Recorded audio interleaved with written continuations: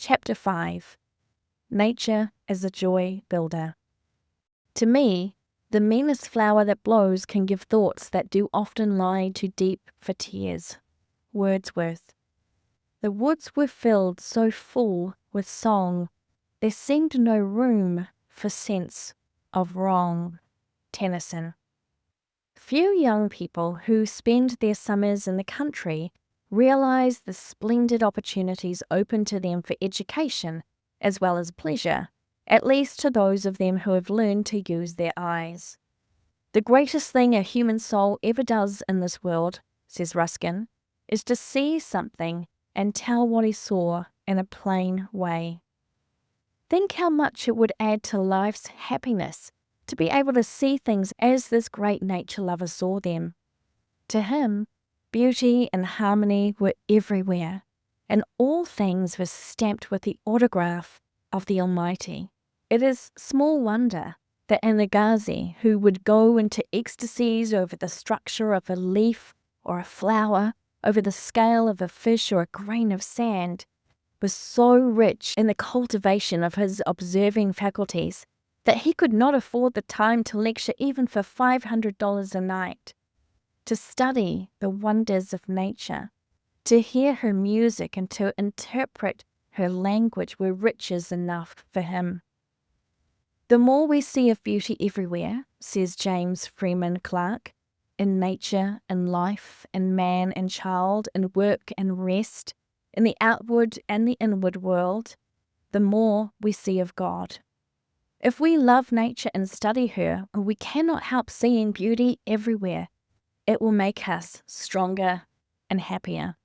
So much indeed of the real joy of life comes from keeping the soul, all one's faculties and senses, responsive to nature, that it is nothing short of criminal to allow a child to grow up without learning to use his eyes and ears properly and to see and hear things as they are. One of the first lessons that should be impressed on every child, whether he live in the city or in the country, is how to see things out of doors. If he learns this early in life, he will be not only a man of larger intelligence and culture, but also a happier and more successful one than he otherwise would. At the cost of a few pennies, the poorest boy or girl may be transported to the country and there see beauties which might entrance an angel. Yet many persons travel across continents to see the works of the great masters and give fortunes to possess themselves of a canvas or two, representing a landscape, such as a sunset or some other bits of nature, while they remain dense and unappreciative in the picture gallery of the great artist of the universe. Many of us have become so self-absorbed and have had our energies so long directed upon our material desires and problems, our plans to amass money, to make business pay, to perfect some invention, to write a book, or to attain this or that ambition. In short, all our faculties have been centered in ourselves so long that they cannot look outward except upon the things that concern our immediate interests. To learn to see things out of doors would be, to many of us, like learning a new occupation or profession in middle life. How often do we see a weary or broken down city man go to the country for rest and recuperation and return to his city home or office unrefreshed and unstimulated? He did not really see or enjoy any of the country's wonder and beauty. He was not in sympathy with the voices of nature and could not hear them. His soul had become so hardened and sordid in its absorption and wealth-getting that it no longer responded to her appeals. He had eyes, but saw not, and ears, but heard not. And so the real wealth and joy of life had passed him by. How different it would have been had he allied himself with nature so that he could have imbibed some at least of the spirit thus voiced by Emerson. Whoso inhabiteth the wood and chooseth light, wave, rock, and bird, before the money-loving herd into such foresting shall pass. From his companions' power and grace, pure shall he be without, within, from the old adhering sin. He shall never be old, nor his fate shall be foretold. He shall watch the speeding year, without wailing, without fear. He shall be happy in his life. He shall be happy in his love. Like to like shall joyful prove. Man uncovers his head and bows in reverence when he enters the sacred cathedrals of Europe.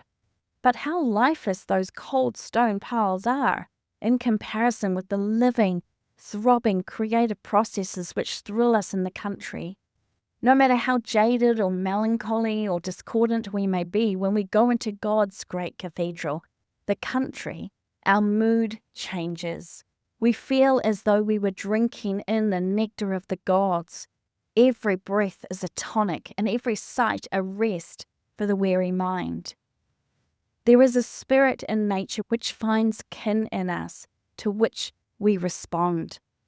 The things which God's thought expresses in flowers and grasses and plants and trees and meadows, in rivers and mountains and sunsets, in the song of birds, touches our very soul, puts us in tune with the infinite, brings us into the harmony with the great spirit which pervades the universe.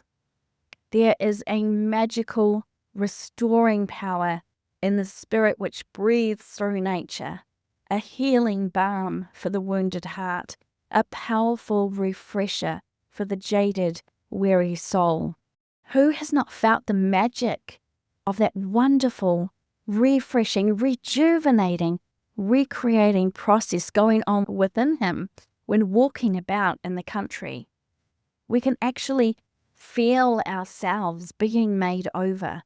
We can actually sense the renewing process going on within us when we are in the world of nature. Who has not gone into the country when the worries, frictions, and discords of the strenuous life have well nigh wrecked his nervous system, and felt the magic, recuperative touch of the nature spirit? How insignificant the things which yesterday forced us well nigh to distraction seem when we are drinking in nature's healing power at every pore. After a day in God's garden, we feel as though we had taken a new lease of life, as though we had bathed in nectar and drunk the wine of life. The man who comes back from a vacation spent amid the beauties of nature is often a much better man than the one who went away. I have seen the most nervous, harassed businessmen so completely transformed by a few weeks in the country that they did not seem to be the same men that they had been before. They had an entirely different outlook on business, on life. The things that irritated and worried them before the vacation, they did not notice when they returned. They were new creatures, born again.